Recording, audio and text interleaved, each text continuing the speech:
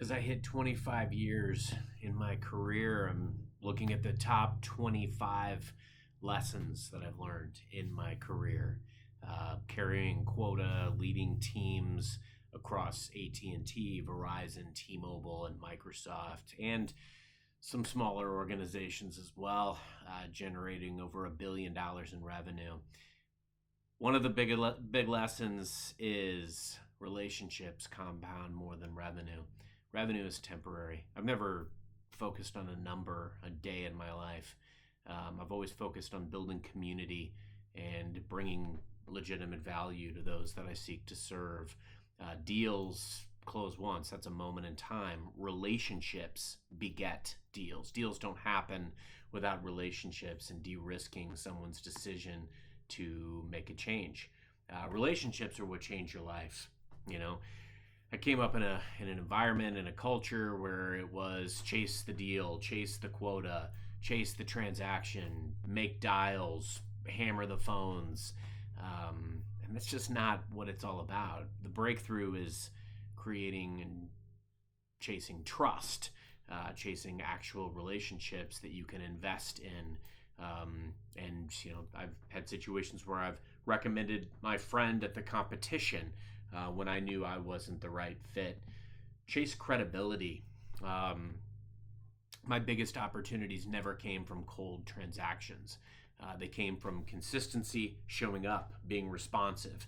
People that would tell me, like, hey, Carson, you're more expensive, but I do business because you respond every time. And I believe you, I trust you. It's all about authenticity, helping people over time. There were times where I would engage with customers even though I couldn't help them right then.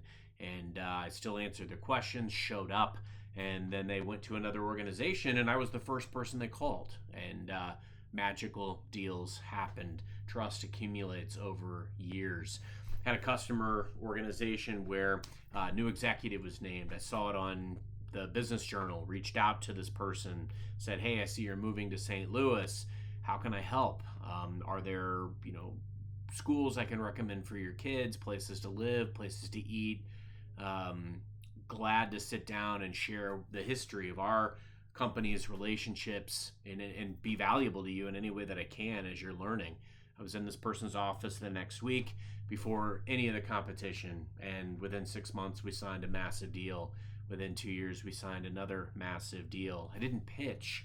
I helped with how they could acclimate to their new surroundings. I didn't make an ask.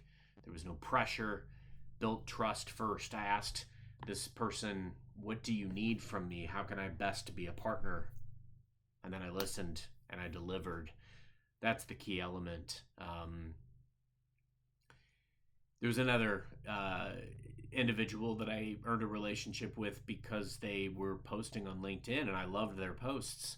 And for 6 straight months, I commented on this person's posts and engaged and complimented and made book recommendations. And they'd make comments like, wow, coming from you, Carson, I take that as high praise.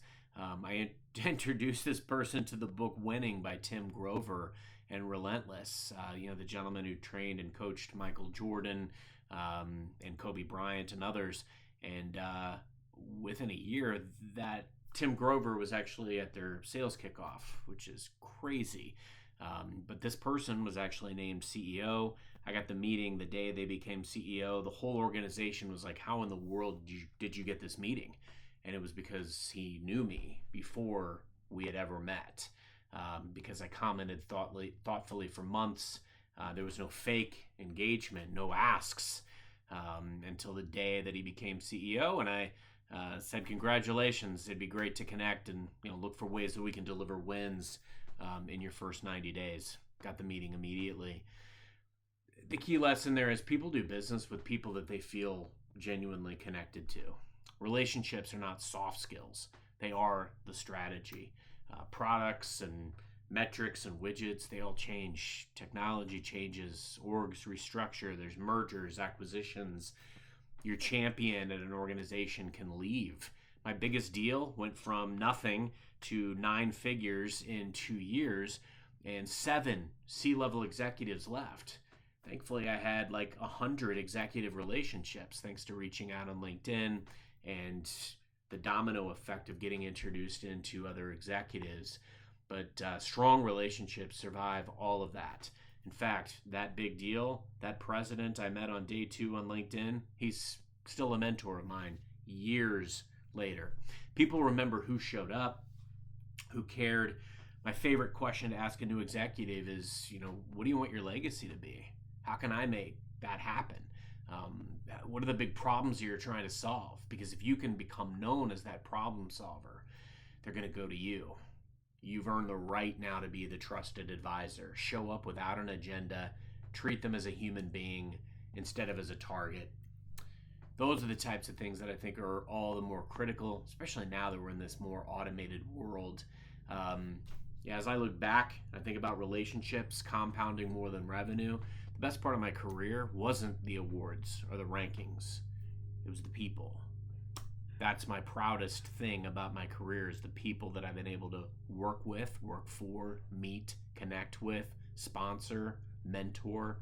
That's what it's all about. Relationships are everything. Customers that have become lifelong friends, coworkers that are like family. Relationships outlast the numbers. The awards all look great, but they go up on the wall. Relationships live and breathe every day. That's the key. Stop and say thank you today to somebody who matters. Reach out to somebody today that you want to invest in. That stuff matters a lot more than the day-to-day grind and the numbers. Don't just build pipeline, build trust. Don't just chase opportunities, invest in people. Relationships outperform almost every other career strategy long term. Your network is your net worth.